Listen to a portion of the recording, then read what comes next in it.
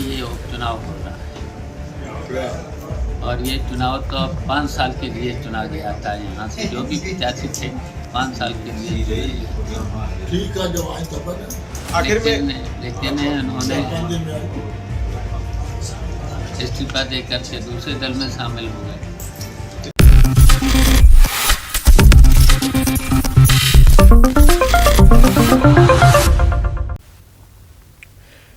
24 के चुनाव में सबसे ज्यादा अगर यूपी में किसी पर निगाहें रहेंगी तो वो हैं चचा शिवपाल।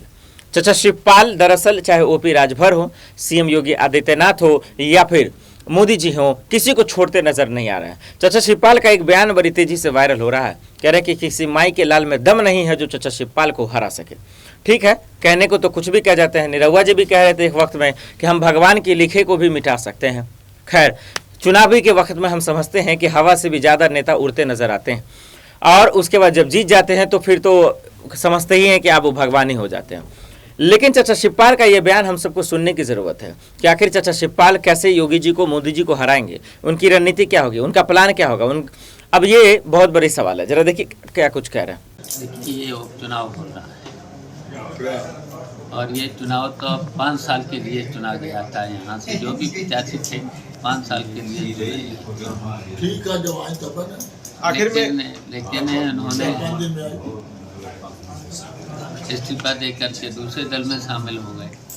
तो ये देखिए इनकी फितरत पुरानी फितरत है। ये 96 में बसपा से, फिर बसपा से बीजेपी से, फिर समाजवादी में, और जनता ने 5 साल के लिए इन्हें चुना था। अब इन्होंने जनता को, यहाँ की जनता को धोखा दिया है। आपको भी तो धोखा दिया सर। हाँ, तो जनता को धोखा दिया है। दल को तो दिया ही, जनता को असली तो जनता है। अगर 5 साल के विकास के लिए चुना था जनता ने कि भाई यहाँ विकास करेंगे, लेकिन अब जनता के धोखा दे करके खरीद किया। अब जनता को यहाँ से इनको हरा के भेजना चाहिए। और जो प्रत्याशी सुधाकर हैं, संघर्षशील आदमी रहे, हमेशा समाजवादी में रहे, उन्हीं का तो टिकट काटा था। तब मौका है।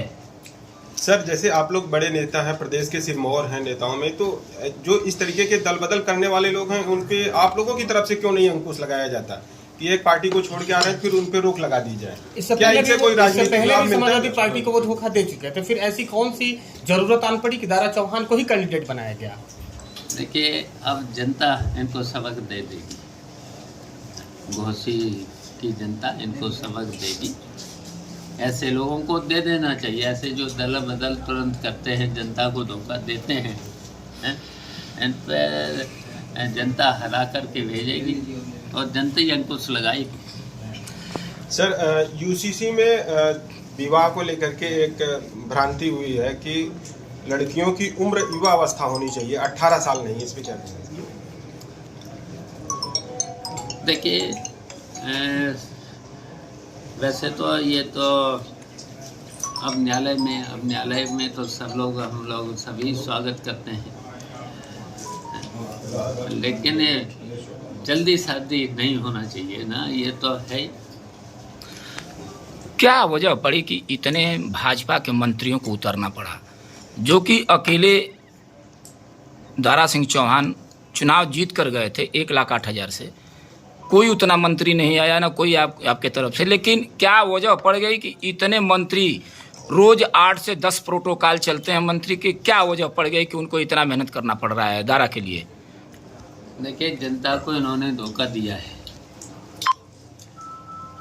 तो जब जनता को धोखा दिया है, अब उनके सामने संकट ये है कि अब वो जीत नहीं रहे। भारतीय जनता पार्टी की उम्मीद बन गए। और देखिए भारतीय जनता पार्टी से 6 सालों में भारतीय जनता पार्टी ने केवल जनता को धोखा दिया है, कहीं पर भी विकास का काम नहीं किया है। और ये भी सुनने में यहाँ आ रहा है कि ये तो कई बार विधायक रहे, मंत्री भी रहे, सांसद भी रहे, और इन्होंने यहाँ पर कोई विकास का काम नहीं किया है। जब विकास का काम नहीं किया है, एक चीज और छटके आ रही में है। महिलाओं को पिता, पति और भाई से संपत्ति का अधिकार मिलता है। वर्तमान व्यवस्था को बदलने की जरूरत नहीं है या है? इस्लाम में महिलाओं को पिता, पति और भाई से संपत्ति का यहाँ जरूरत नहीं है।